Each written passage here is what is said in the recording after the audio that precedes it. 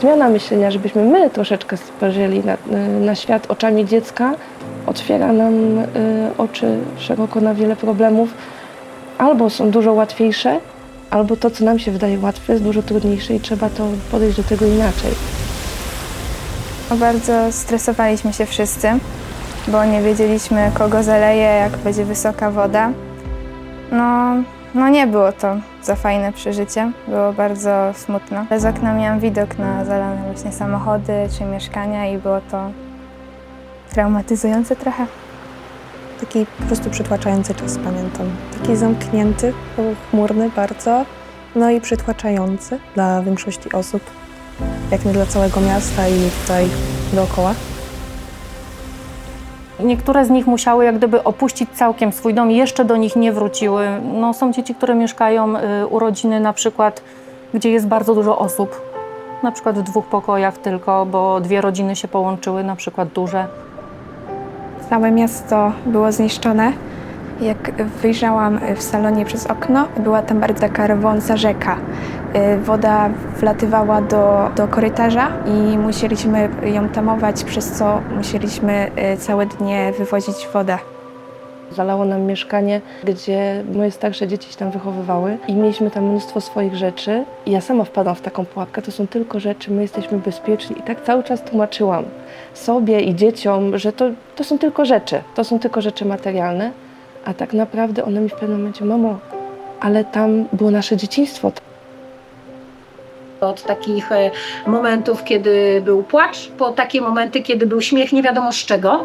I jakby ktoś nas obserwował z boku, to sobie pomyśli, jak oni się tu świetnie bawią. Bo myśmy tu z żołnierzami niekiedy ubaw mieli naprawdę super.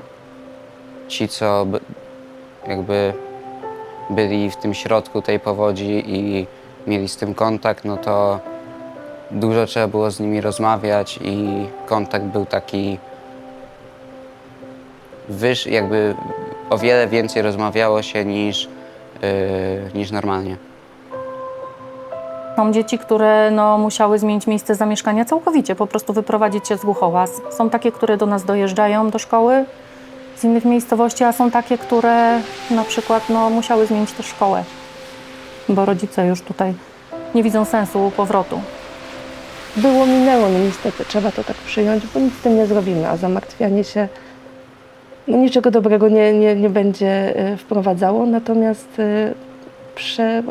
przepracowanie tej takiej traumy z nimi, takiej wspólnej, było takim dobrym czasem. Wyszło po prostu na dobre, bo puściły te emocje, które były gdzieś głęboko przez to działanie, przez to przekucie tego wszystkiego na działanie, myślenia na działanie, zostały gdzieś głęboko zakopane. I dzięki temu właśnie to wszystko puściło i można było spać spokojnie.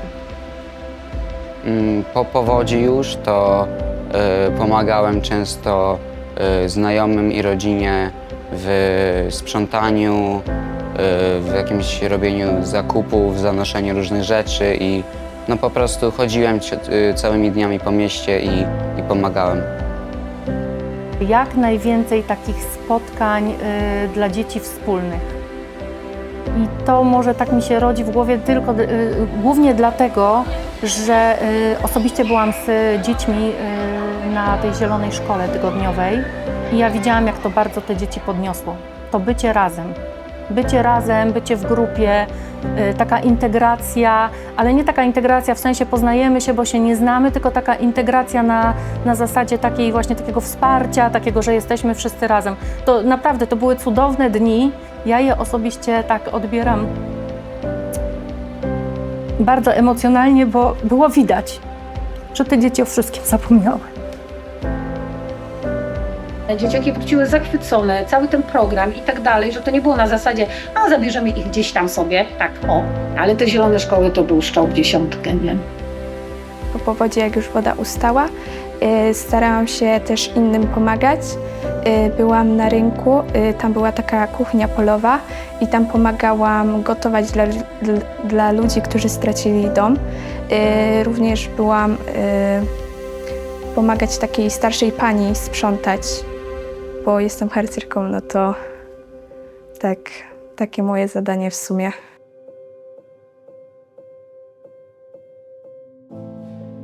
Dzieci nie powinny same zmagać się z traumą. Wspierając działania fundacji, dajemy im szansę na spokojne dzieciństwo, które przecież powinno być ich prawem, a nie przywilejem.